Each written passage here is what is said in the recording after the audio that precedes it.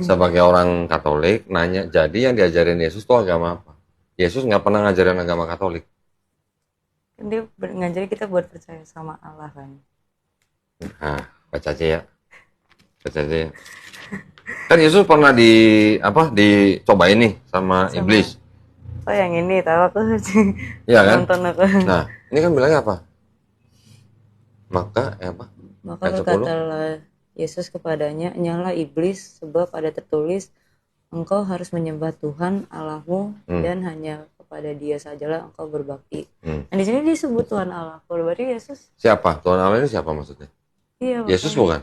Dia nyebut itu berarti bukan dong. Bukan. Yang dia maksud adalah yang disebut dengan Bapa. Kan? Iya. Sekarang kira-kira nih, gua mau nanya. Yesus dicobain sama iblis. Kira-kira iblis tahu nggak Yesus itu Tuhan?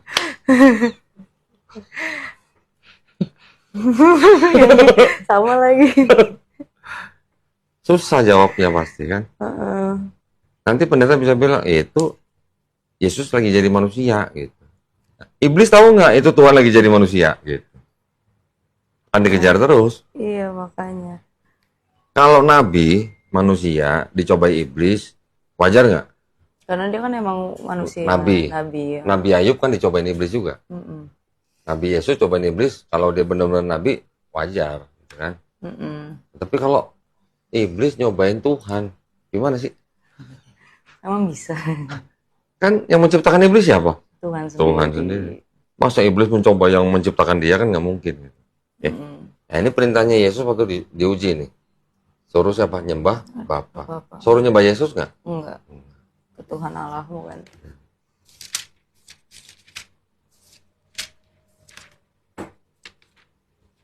Ini ada ayat begini nih.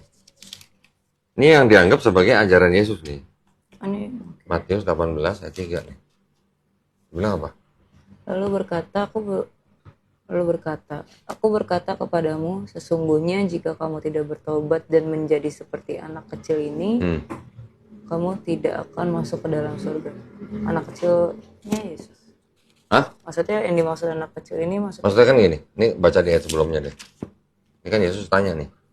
Baca dari awal deh. Oke, pada waktu itu datanglah murid itu kepada Yesus dan bertanya, siapakah yang terbesar dalam kerajaan surga? Maka Yesus memanggil seorang anak kecil yang menempatkannya di tengah-tengah. Oke. Terus lalu berkata, aku berkata kepadamu, sesungguhnya jika kamu tidak bertobat dan menjadi seperti anak kecil ini, kamu tidak akan masuk ke dalam kerajaan surga. Sedangkan barang siapa merendahkan diri dan menjadi seperti anak kecil ini, dia yang terbesar dalam kerajaan surga. Jadi Yesus bilang apa? Jikalau kamu tidak bertobat dan menjadi seperti anak kecil ini, kamu tidak masuk kerajaan surga. Jadi kalau buat masuk kerajaan surga harus apa? Bertobat. Harus bertobat. Menjadi seperti anak kecil mungkin gambaran sebagai orang yang polos lah ya. Nah.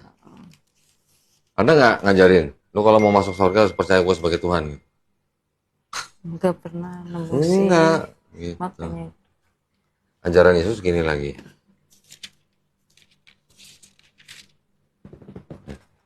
Dua, tiga nih. Ayat 1, 2, 3 lah.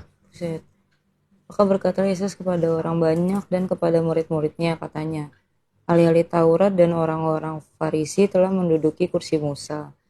Sebab itu turutilah dan lakukanlah segala sesuatu yang mereka ajarkan kepadamu, tetapi janganlah kamu turuti perbuatan-perbuatan mereka, karena mereka mengajarkannya tetapi tidak melakukannya.